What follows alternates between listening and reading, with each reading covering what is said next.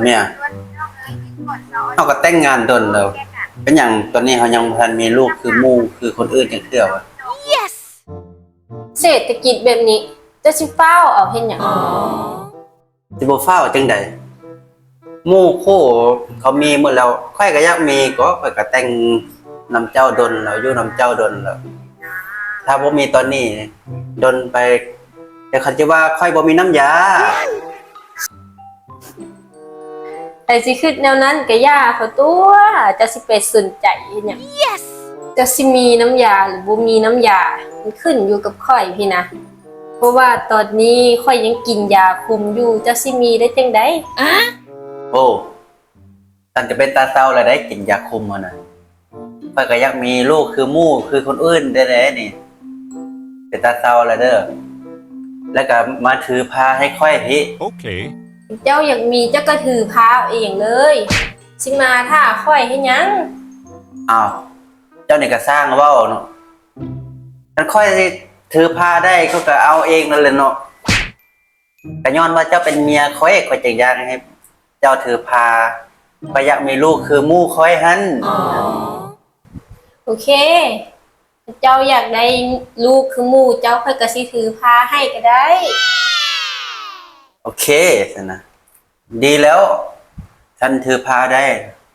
แล้วคนอื่นก็จะหาว่าค่อยมีน้ำยาอยู่กันยังบ่มีนี่ค่อยก็อายมูกอายคู่เลย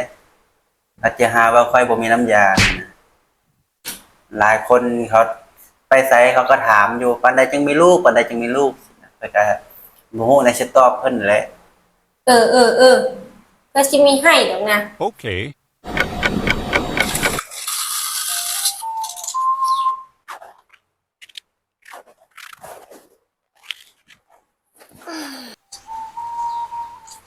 นอนเล่นโทรศัพท์อยู่หั่นแหละ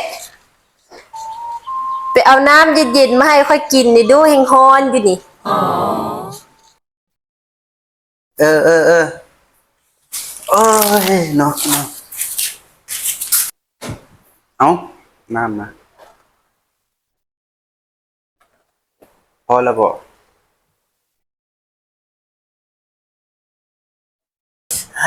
ลูกพ่อเอ้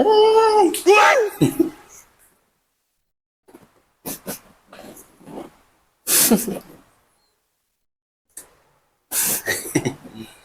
เอ้ยปันใดเนาะจึงจะออกมานี่ คันออกมาแล้วเจ้าเมียนขี้เมียนเหี่ยวเองเด้อ ไม่ลูกเราสองคน ก็ต้องได้เมียนได้ช่วยกันตัว ผู้ใดอยากได้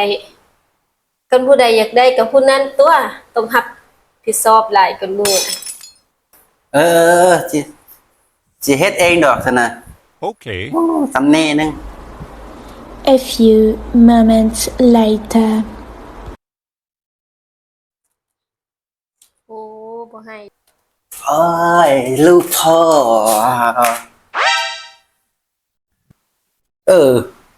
เบิ่งหน้าลูกเขานี่มันคือบ่คือค่อยจังหน่อยอ่ะมันคือว่าคือหมู่ค่อยนี่แหละ เอ้าเฮ็ดจังได๋สนะบัดนี้เดี๋ยวเจ้าว่าอยากได้ลูกคือหมู่เด้สนะข่อยก็มีตามที่เจ้าอยากได้ล่ะเด้ ค่อยฮู้ว่าค่อยอยากได้ติแล้วเจ้าก็มีตามที่